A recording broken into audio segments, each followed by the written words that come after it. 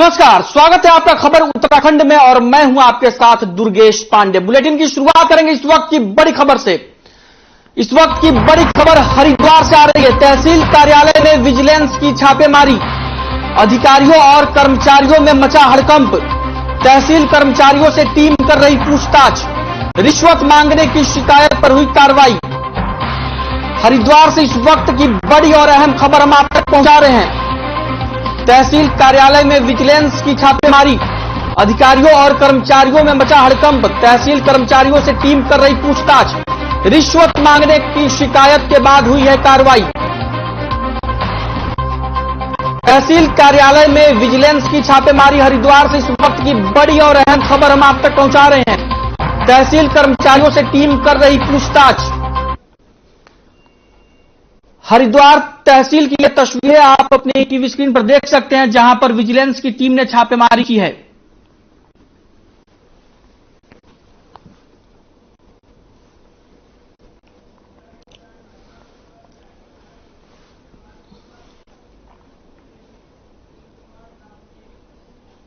वहीं बीजेपी के राज्यसभा सांसद अनिल बलूनी ने उत्तराखंड के प्रवासियों को अपने गांव वापस लाने की पहल शुरू की है, जिसे अब आम आदमी पार्टी के नेताओं ने भी अपना समर्थन दिया है। आपने पार्टी के सभी पदाधिकारियों और कार्यकर्ताओं को इस पर्व के तहत उत्तराखंड के प्रवासियों को उनके गांव लाने की जिम्मेदारी दी, जिससे राज्य में विलुप्त होते लोक पर्व दोबारा से जीवित हो सके। बीजेपी प्रदेश अध्यक्ष महेंद्र भट्ट ने कहा कि अनिल बलूनी भी बीजेपी के ही नेता हैं और उन्होंने जो पहल शुरू की है उस पहल पर आज दूसरी पार्टियों ने भी चलना शुरू कर दिया है, जिसका मकसद यही है कि प्रदेश के प्रवासी लोग अपने गांव लौट सके।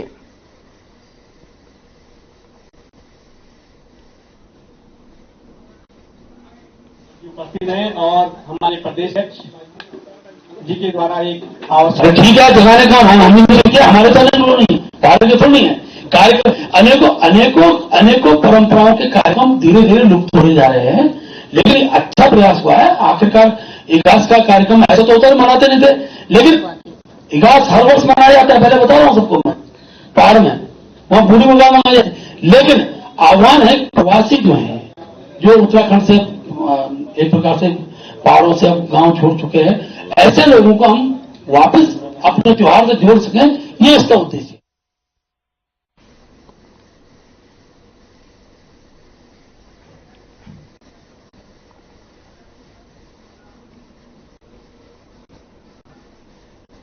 वहीं देहरादून में बीजेपी प्रदेश अध्यक्ष महेंद्र भट्ट ने जनता दरबार को लेकर मंत्रियों से आग्रह किया।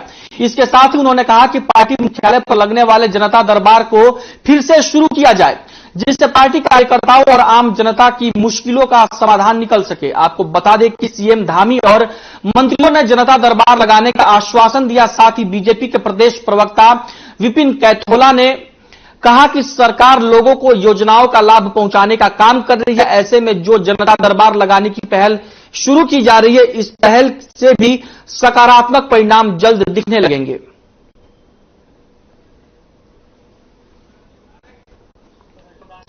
अरे सुनो, हमारी सरकार का पहला कर्तव्य है कि हमारी सरकार किसी भी तरीके से जनता के द्वार तक जाए, और निश्चित रूप से हमारी सरकार ने, हमारे प्रदेश अध्यक्ष जी ने, संगठन ने तय किया है कि मुख्यमंत्री जी ने भी तय किया है कि माह में एक दिन वो मुख्यालय में यहाँ बैठेंगे, माह में एक दिन वो कुमाऊं के जो हमारा संभाग कार्यालय वहां पर बैठने का उन्होंने अपना निश्चित किया है। और उन्होंने कहा है कि तमाम जो मंत्री हैं वो दिनवार निश्चित करके पार्टी मुख्यालय में बैठेंगे। और कोई थोड़ा उधर की तरफ आ जाओ, कहीं खड़ा हो। अरे सुनो,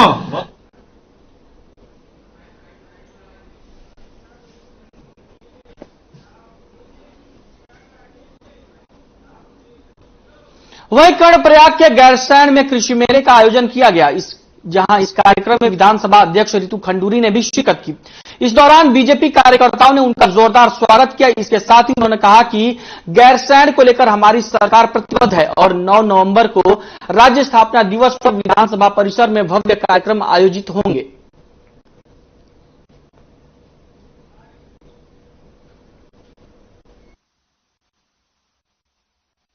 बढ़ रही है, धीरे धीरे बढ़ रही है। ये जरूर है कि पिछले 2 साल कोरोना के कारण कहीं कहीं से रुकावटें आई हैं, लेकिन आपने जैसे देखा है भव्य कार्यक्रम 15 अगस्त को हम लोगों ने वहाँ किया था। इसी तरह से वहाँ सत्र भी लगेंगे और 9 नवम्बर आ रहा है, स्थापना दिवस आ रहा है, वो भी उतना भव्य तरीके से मनाया जाएगा। तो हम लोगों का पूरा प्रयास ये है कि गैरसैंण भराड़ीसैंण जो है, आज हमारी राजधानी है ग्रीष्मकालीन, वहाँ कुछ न कुछ कार्यक्रम होते रहे और सत्र भी हो।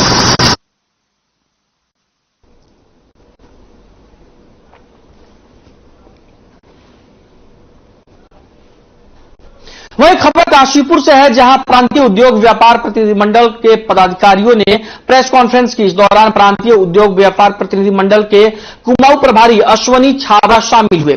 साथ ही उन्होंने कहा कि एमपी चौक के पास करीब 5 साल से रेलवे ओवरब्रिज का निर्माण कार्य चल रहा है। इस आरओबी का निर्माण 2 साल में पूरा होना तय हुआ था, लेकिन दुर्भाग्य की बात है कि यह 5 वर्षीय योजना में तब्दील हो गया।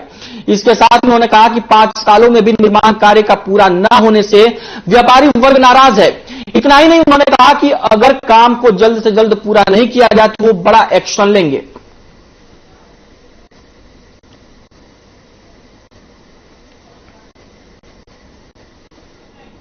ऑनलाइन व्यापार जो एक बहुत बड़ी कंपनियों द्वारा ऑनलाइन व्यापार चलाया जा रहा है, उसका रोजगार सिर्फ मात्र कुछ ही लोगों को मिलता है। ये हर ऑनलाइन कोई कंपनी है और हमारे काशीपुर में माल सप्लाई करें तो सिर्फ 3 से 4 लोग की जरूरत है। लेकिन जो हमारे व्यापारी हैं वो हमारे एक दुकानदार कम से कम 2-3 लोगों का पेट पाल रहा है, उसे रोजगार दे रहा है, उसका घर परिवार ऑनलाइन कंपनी ने क्या किया, कम माल जो है ऑनलाइन सप्लाई कर रहे हैं, ऑनलाइन घर पे पहुंच रहा है, आदमी मोबाइल से देख रहा है, उसे किसी की जरूरत नहीं, सीधे घर पे माल पहुंच, उसकी क्वालिटी खराब आ रही है, रोड शो हो रहा है, क्योंकि काशीपुर शहर को 2 हिस्सों में बांट दिया है। फ्लाईओवर का बना जो 5 साल के बन रहा है, उसके संदर्भ में डबल इंजन की सरकार होते हुए भी इन 5 साल में हमारा वो फ्लाईओवर नहीं बन पाया और काशीपुर को 2 जगह बांट दिया गया और काशीपुर व्यापारियों की कमर तोड़ दी गई। उस संदर्भ में है कि 5 साल में नहीं बना, अब नहीं बना तो फिर नहीं बनेगा। जो काशीपुर की है वो जाम की है और इस जाम से एक चीज प्रभावित नहीं हो रही है, इससे हमारा व्यापार प्रभावित हो रहा है, हमारे व्यापारी प्रभावित हो रहे हैं इससे, क्योंकि काशीपुर में इतनी ज्यादा बड़ी मात्रा में ई रिक्शा आ गई है और उन्होंने हर हमारे व्यापारी की दुकान के आगे अपना एक स्टैंड बना दिया है, जबकि इनको अनुमति नहीं है। ये लोग सिर्फ चक्कर लगा सकते हैं पूरे बाजार का और जितनी भी मेन मुख्य मार्ग है हमारे शहर के, जैसे Ramnagar road, Bajpur road, station road, अपना दसपुर रोड, जितने भी रोड है ये वहां पे स्टैंड नहीं बना सकते, इन लोगों को घूमना ही पड़ेगा।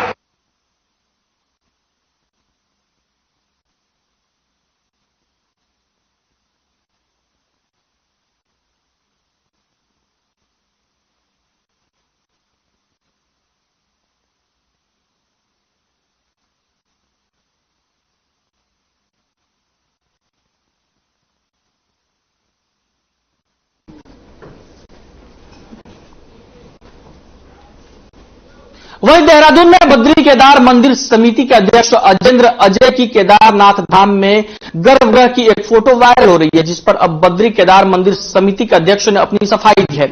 इस दौरान समिति के अध्यक्ष अजेंद्र अजय ने कहा कि जिस दिन से अध्यक्ष बने हैं उन्हें बदनाम करने की साजिश रची जा रही है और ये फोटो भी उसी का एक प्रमाण है। वहीं समिति के अध्यक्ष ने कहा कि बद्री धाम और केदारनाथ धाम में विकास कार्यों के नए आयाम लिखे जा रहे हैं। हालांकि इस तरीके की साजिश रचकर विरोधी उनको ही प्रचारित करने का काम कर रहे हैं और अपनी ओछी मानसिकता दिखा रहे हैं।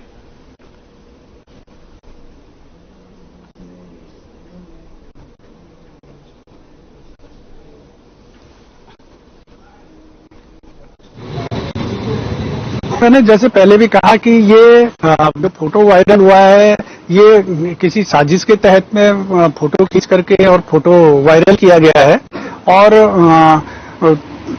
मैं उन लोगों का धन्यवाद भी ज्ञापित करता हूं कि उन्होंने जो फोटो में अपने सोशल मीडिया अकाउंट पे शेयर नहीं कर सका वो लोग शेयर कर रहे हैं, मेरी पब्लिसिटी कर रहे हैं। ये कोई बहुत गंभीर चिंता की बात नहीं है।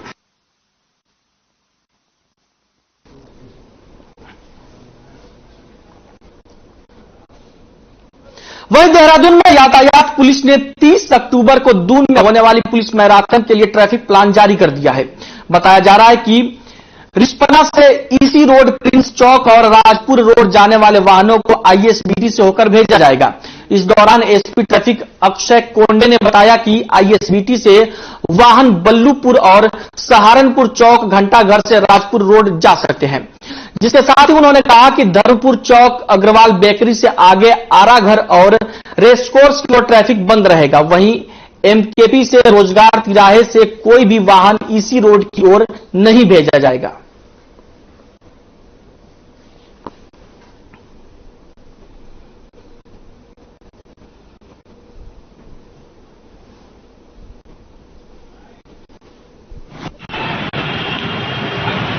जो रूट रहेगा वो हमने अलग अलग माध्यम से पब्लिसाइज किया, वो कंप्लीटली जीरो जोन रहेगा। आज रात के बाद उसमें कंप्लीटली बैरिकेडिंग रहेगी, पुलिस ड्यूटीज रहेगी।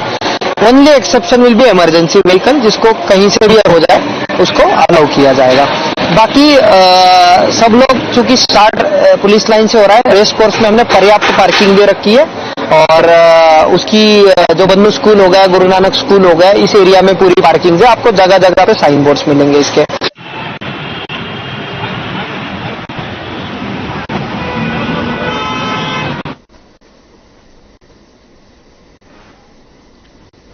वही खबर हल्द्वानी से है, जहां कुमाऊं मंडल में 3 से 19 अक्टूबर तक ऑपरेशन चक्रव्यूह चलाया गया।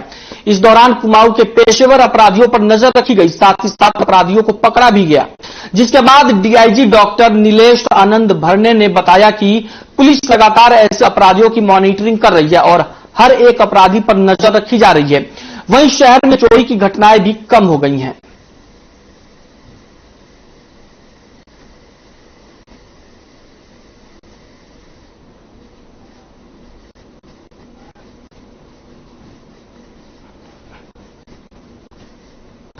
बाहर लगातार जो है क्राइम में इन्वॉल्व है ऐसे लोगों की एक सूची पूरी तैयार की गई थी रेंज स्तर पर, और जिसे जो है जनपदों को हर दिन 3 नाम हर थाना अध्यक्ष को दिए जाते थे सुबह, और शाम से जो है उनका कंप्लायंस मांगा जा रहा था कि ये जो 3 व्यक्तियों के नाम है इनको जो है मौके पर जाकर इसका वेरिफिकेशन करे कि ये जो व्यक्ति है ये फिलहाल शांत है या क्राइम कर रहा है या किस तरह से, और उनकी फोटो मंगाई जाती थी और वर्तमान गतिविधि।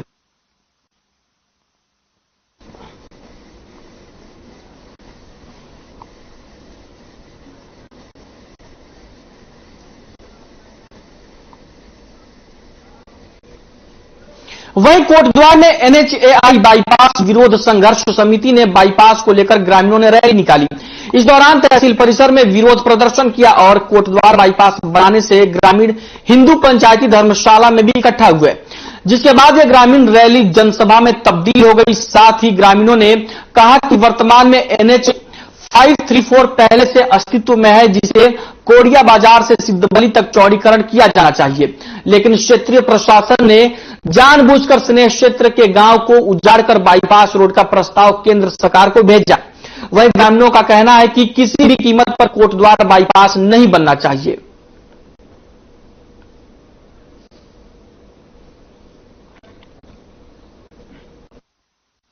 राजचंदगंज एनएचएआई कोटद्वार बाईपास बनाया जा रहा है, जिसका हम घोर विरोध कर रहे हैं, क्योंकि इससे पहले 6 मई 2021 को एक गजट नोटिफिकेशन जारी हुआ था, जिसमें सरकार के द्वारा कोई कार्रवाई न करते हुए उसको निरस्त कर छन्नी क्षेत्र को की तरफ के लिए डाइवर्ट कर दिया, जिसका हम घोर विरोध कर रहे हैं, क्योंकि वहां के कृषि योग्य भूमि और आवास, लोगों के मकान सब प्रभावित हो रहे हैं। और सरकार से मैं मांग है, पहले तो ये जो वर्तमान समय में ये जो गजट निकला है, ये बिना पूछे हमें पता ही नहीं चला। ग्रामीण को नहीं तो जो पद अधिकारी थे उनसे सलाह मशूरा करना था, तब ये निकला। ये तो चोरी छुपे निकाल दिया।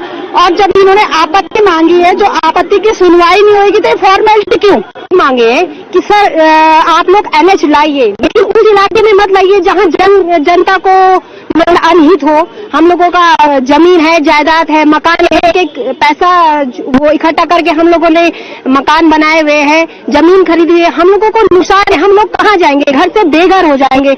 हम लोग खेती बाड़ी करके थोड़ा बहुत अपना जानवर वगैरह पाल के अपना गुजारा करते हैं। हम लोग कहाँ जाएंगे? हमारे बच्चे कहाँ जाएंगे? वही खबर सितारगंज से है, जहां के चेयरमैन एडवोकेट हरीश दुबे के खिलाफ धोखाधड़ी का मुकदमा दर्ज हुआ है, जिसके बाद सितारगंज के अधिवक्ता भड़क गए और उन्होंने एडवोकेट हरीश दुबे का समर्थन करते हुए उप जिलाधिकारी महोदय के जरिए उत्तराखंड सरकार को ज्ञापन प्रेषित किया। जिस ज्ञापन में अधिवक्ताओं ने कहा है कि एडवोकेट हरीश दुबे और अन्य जनप्रतिनिधियों के विरुद्ध राजनीतिक दबाव में धोखाधड़ी का मुकदमा दर्ज कराया गया है, जिसकी विवेचना बिना राजनीतिक दबाव में कराई जाए। अधिवक्ताओं ने कहा कि अगर पुलिस ने राजनीतिक दबाव में न्यायालय में आरोप पत्र दाखिल किया तो न्यायालय में विधिक रूप से इसका विरोध करने के साथ ही सामाजिक तौर पर भी इसका विरोध किया जाएगा।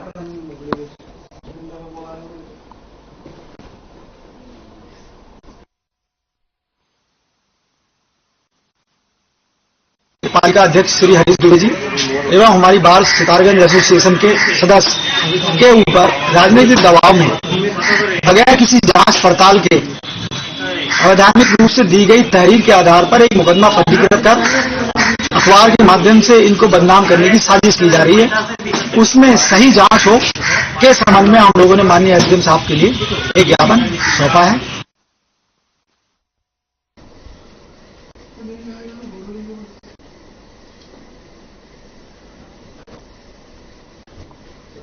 वहीं हरिद्वार की रानीपुर कोतवाली पुलिस ने आतंकी अली नूर की पत्नी को सलेमपुर से गिरफ्तार किया है। बताया जा रहा है कि गिरफ्तार की गई महिला की पहचान रहीमा के रूप में हुई है, जो बांग्लादेश की रहने वाली है और बिना पासपोर्ट और वीजा के अपने 3 बच्चों के साथ हरिद्वार में रह रही थी।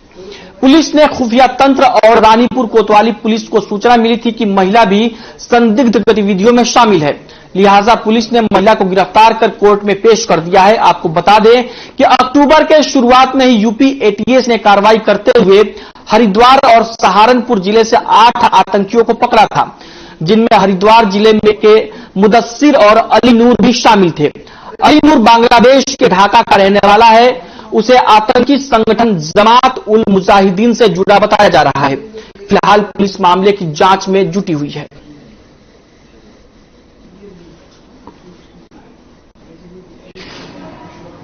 रानीपुर कोतवाली और एलआई के पास एक इनपुट था कि एक बांग्लादेशी महिला रहती है और इस इनपुट पे कार्रवाई करते हुए उस महिला को गिरफ्तार करके जेल भेजा गया है और आगे की कार्रवाई जो इंटरनेशनल नॉर्म्स है उसके हिसाब से की जाएगी।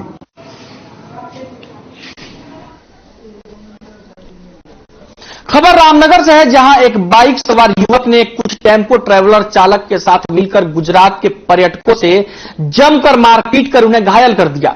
टिहरी गढ़वाल निवासी मेघ सिंह अपने टेम्पो ट्रैवलर वाहन से गुजरात के पर्यटकों को हरिद्वार के रामनगर होते हुए नैनीताल ले जा रहा था कि इसी बीच ग्राम छोड़ी के पास एक बाइक सवार अज्ञात युवक ने उसके साथ मारपीट की और उसे घायल कर दिया। वाहन में मौजूद पर्यटकों ने उसे बचाने की कोशिश की, लेकिन इसके दौरान युवक ने उनके साथ भी अभद्रता की और फिलहाल पुलिस ने आरोपी बाइक चालक को गिरफ्तार कर उसे कोर्ट में पेश कर दिया है।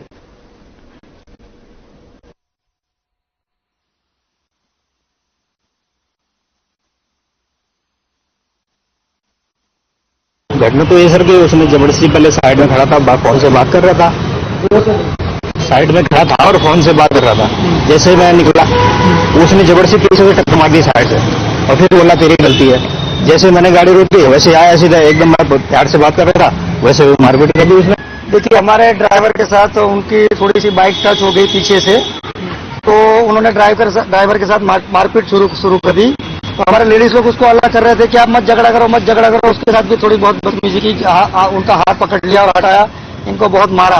तो हमने बोला अभी हम पुलिस कंप्लेन करेंगे। बोले पुलिस कंप्लेन करोगे तो आप गुजरात जिंदा नहीं जा पाओगे, बीवी बच्चों के साथ गुजरात नहीं पहुंच पाओगे, ऐसा धमकी दिया उसने।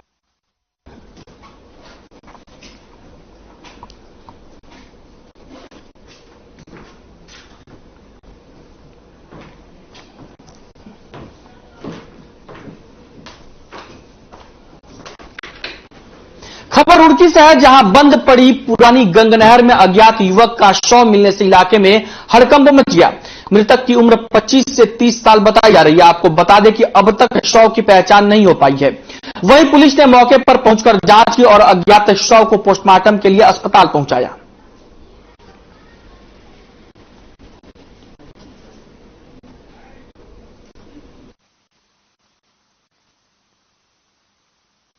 यहाँ पे मिली है, पार्क के किनारे पे यहाँ रहता है। यहाँ पे किनारे भी पड़ी थी पानी अंदर ही। हमें लोगों ने बताया एक बॉडी बढ़िया बढ़िया देखे हो इतना, हमारे फिर 100 नंबर है, फोन भी करा, पुलिस वाले भी आए। इतना हाथ में कलावा बंध रहा है और कड़ा पहन रखा है इन्हें सीधे हाथ पे। उम्र इतनी 25-30 साल से ऊपर ही है।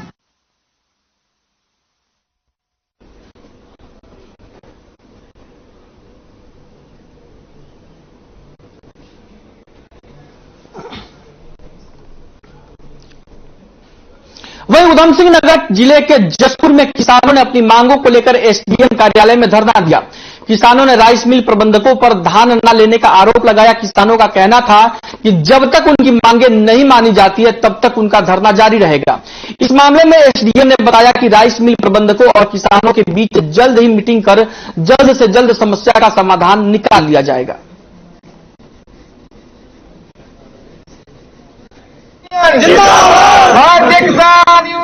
ये संज्ञान में आ रखा है कि राइस मिलर्स और काश्तकारों को लेके कुछ कहासुनी हुई थी आपस में, तो उसी को लेके एक मीटिंग की थी जिसमें कि काश्तकार थे और राइस मिलर भी यहाँ पर थे। तो उनके उसमें आपस में जब बात हुई है तो निष्कर्ष निकल गया है कि 12 बजे तक किसानों की ट्रॉलियों को प्राथमिकता मिलेगी। उसके उपरांत ही जो हमारे आड़ती हैं उनकी धान के ट्रॉली धुलेंगी। राइस मिल द्वारा जो काफी लंबे समय से गुंडागर्दी की जा रही है, आज सुबह भी किसानों के साथ यहाँ बदतमीजी की गई है राइस मिल द्वारा, और यहाँ उन्हें मना कर दिया गया है कि किसानों का धान हम नहीं लेंगे, जिसके विरोध में आज यहाँ धरना चल रहा है। और ये धरना तब तक कंटिन्यू रहेगा जब तक हमारी मांग पूरी नहीं होगी।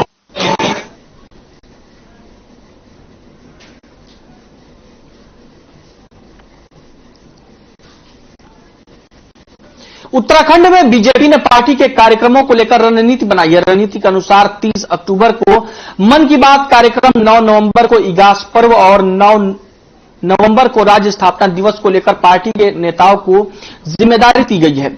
जिन नेताओं को जिम्मेदारी सौंपी गई है उनमें मंत्रियों से लेकर पूर्व मुख्यमंत्री तक शामिल हैं।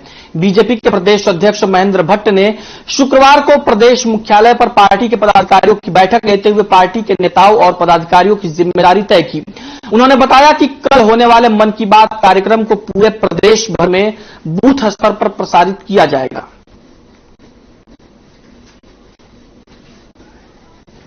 करके उसको उसके रूप देने के लिए संगठन स्तर से हम लोग कार्यक्रम निर्धारित किए हैं। इसके अलावा 30 तारीख को मन की बात का कार्यक्रम है। हमारे मन की बात क्योंकि केंद्रीय स्तर से हम सब पूरे प्रदेश में एक कार्यक्रम की व्यवस्था का अपेक्षा केंद्र ने की है। हमने भी अपने विधायक, अपने सांसद, अपने मंत्री और प्रत्यक्ष रूप से प्रदेश कार्यालय द्वारा हम बूथ तय कर रहे हैं। खासतौर पर हमारे पूर्व मुख्यमंत्री हैं, सांसद अपने क्षेत्र में रहते हैं, विधायक अपने क्षेत्र में रहेंगे, लेकिन उनके भी कौन से बूथ पे वो जाएंगे ये सूची हमने मंगानी प्रारंभ की है। इसके साथ साथ 4 तारीख इगास का कार्यक्रम, इगास के में हम भी पलायन रोकने में सहायक सिद्ध हो।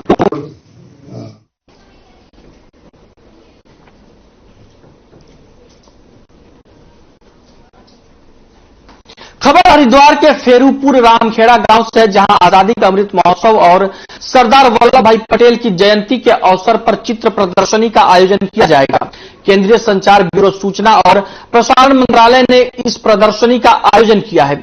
इस प्रदर्शनी में भाषण, चित्रकला, खेल, गोष्ठी और सांस्कृतिक कार्यक्रम आयोजित होंगे। हरिद्वार प्रेस क्लब की असिस्टेंट डायरेक्टर ने बताया कि 29, 30 और 31 जनवरी तक पीजी कॉलेज में चित्र प्रदर्शनी कार्यक्रम चलेगा और सीएम धामी को भी कार्यक्रम का आमंत्रण भेजा गया है।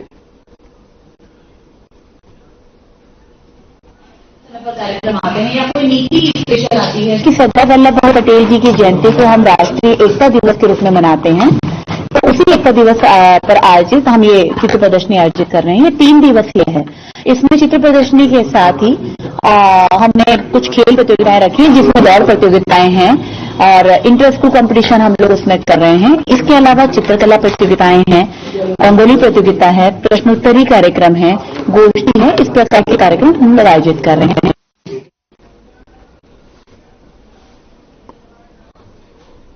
खबर उत्तराखंड में फिलहाल के लिए इतना ही। मुझे दीजिए इजाजत। नमस्कार।